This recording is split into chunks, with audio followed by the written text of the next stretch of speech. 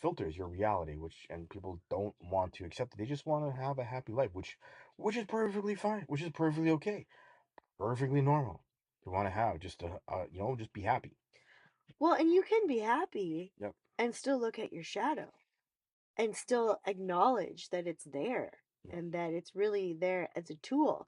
Because if you've come here, the way I see it, the way I feel it, and I feel like we have a very similar perspective in this, is that when you're born here and you've agreed to come here with your soul contract and everything, and you've agreed to not only embody light but shadow, Yep. then you have taken an agreement that you are here to learn about what shadow is capable of. Yep.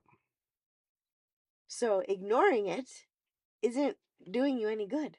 No, It's it not never doing does. anyone else That's any good, and that that's right. and it really doesn't. It's like basically setting the house on fire and deciding to sit down and have breakfast and cook yourself, Like that little dog like that meme where little it's just dog like meme. You think it's fine. it's fine, everything's fine. Everything's fine. Sitting it's like, and that's the whole thing about shadow and why people,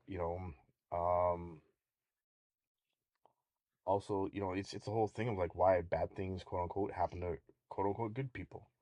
Is because even good people have fears.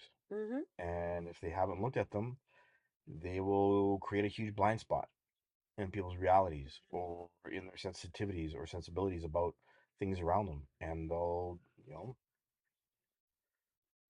Well, and going back to relationships in shadow is that it's why a lot of relationships can fail too. oh, yeah, Is because your shadows are, and then if one of you grows, like your shadows are compatible. yep, Your stories are compatible because you bond over things. yep. So sometimes you can bond with somebody over trauma, Oh, yeah, no, absolutely. which is, a common thing. And you can talk about it with someone. But when one person moves out of the trauma space and actually heals the trauma space and the other person doesn't, Yep. that's where you've got a conflict then. Because now you're not shadow synergistic anymore because you're starting to look at it. And when you step out of or don't even engage in the shadow games or the stories and the games provided by our primal instincts to keep ourselves safe, when we don't engage in someone else's story about all of that, when that person is in shadow, when they have a lot of stories that are about guilt and shame and embarrassment and not taking responsibility, Mhm. it'll cause friction. Mhm. It'll cause all of the nonverbal friction you can imagine.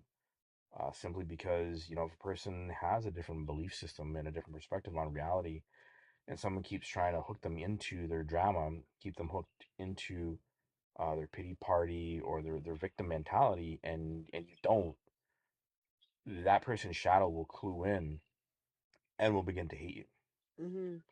and then try and cause you all sorts of grief Yeah. or manipulate, the environment, the situation, or whatever to cause you grief, Mhm. or to control things, to control your reality in a way that benefits them or makes them feel like they're in control. Mhm. Because when Shadow encounters somebody that doesn't play the Shadow game, that does not fit into their stories, Shadow gets exceptionally defensive and exceptionally aggressive Yeah. because it doesn't know what to do. So it Mhm. goes on the offensive Mhm. and the defensive at the same time. Just like the quiet manipulation is basically like, Well, and somebody else who enjoys drama or enjoys sort of creating drama can create drama with you. And then when you call them out on it, they'll sit and talk to you